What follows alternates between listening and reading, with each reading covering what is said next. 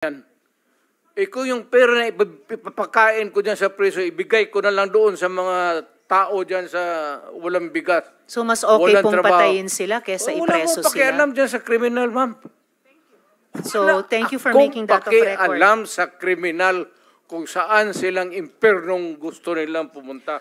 Well, Mr. Chair, for the record, you make your own history in this planet. yes, Mr. Yun Chair. ang gusto nilang mangyari.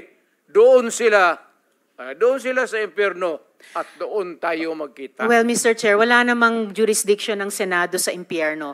Dito lang sa bansa natin pwede tayong mag-investigate. Ba't doon tayo pupunta? Well, wala po akong ambisyon pumuntang impyerno pa.